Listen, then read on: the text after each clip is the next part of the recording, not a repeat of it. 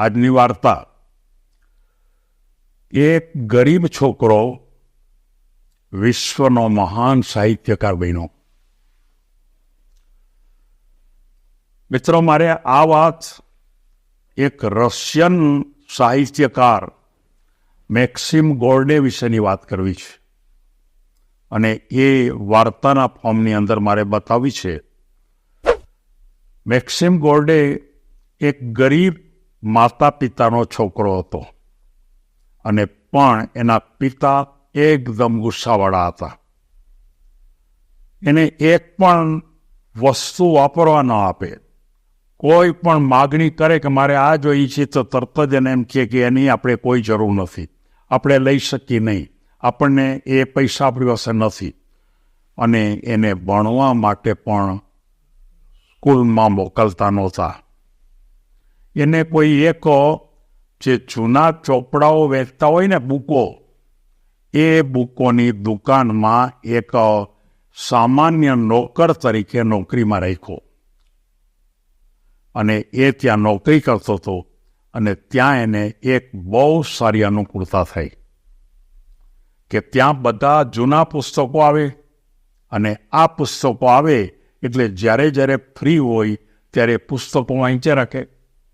એને પુસ્તકો વાંચવા બહુ ગમતા, અને પુસ્તકો લેવાની જરૂરિયાત પણ નહીં, પણ એને ખરેખર પોતાની દુકાનમાં જ પુસ્તકો આવી જાય. અને એમ કરતા એને એમ થયું કે આ બધા જ પુસ્તકો લખે છે, તો હું કંઈ લખી ન શકું? મને પુસ્તકો લખતા ન આવડે?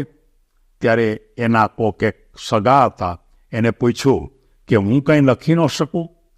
ત્યારે એણે એમ કીધું કે ભાઈ, તું પણ લખી શક, તે ખૂબ વાંચ્યું છે. એટલે એણે એક વાર્તા લખી, અને એ વાર્તા એણે લખી પછી એણે પોતાના 10-12 મિત્રોને બતાવી કે આ વાર્તા મેં લખી છે, તો આ વાર્તા છે એ કોઈ છાપશે ખરા? બધાએ વાંચી. વાર્તા ઉત્તમ પ્રકારની હતી.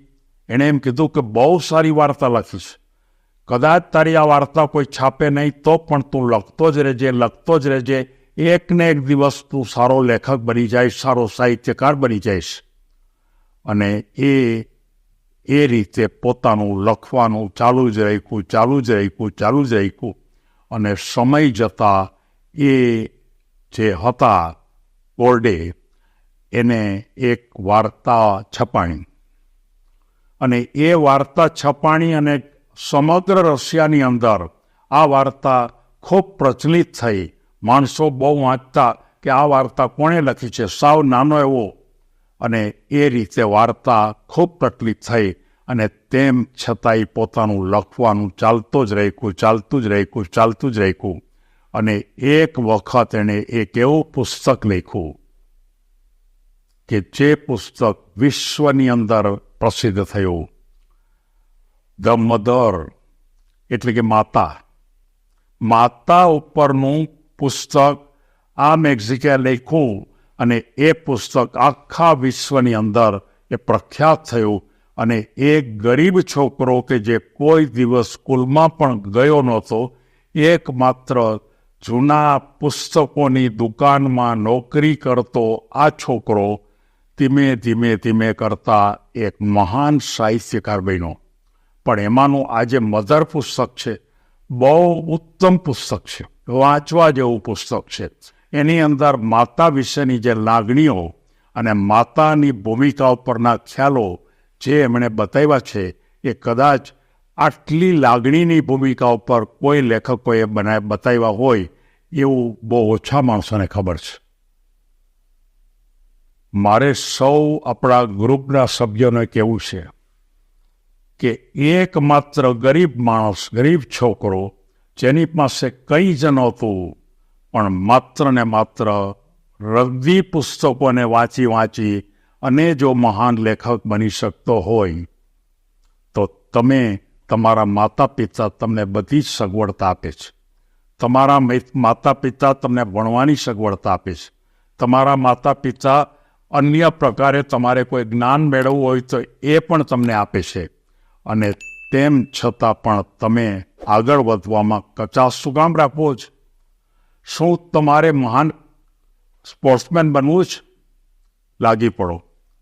જે આમણે ગોર્કીએ કેટલું વાંચ્યું એને લગભગ 3,000 થી 4,000 પુસ્તકો વાંચ્યા, અને એ પણ જૂના પુસ્તકો, ફાટેલા પુસ્તકો. અને એના ઉપરથી જો પોતે સારો લેખક બની શકતો હોય તો તમે પણ શેરીમાં રમીને સારા સ્પોર્ટ્સમેન બની શકો, તમે પણ મોટા ઉદ્યોગપતિ બની શકો. સાવ ગરીબ છોકરો જેને પોતાને ભણવા માટે પૈસા નહોતા, સ્કૂલમાં ગયો નહોતા, એના માતા એને રોજ માનો કે ગુસ્સે થાય, આવો છોકરો જો આગળ વધી શકે તો તમે પણ આગળ વધી શકો. એ વાતને સમજાવવા માટે મેં આ વાર્તા પસંદ કરી છે. સૌને ધન્યવાદ.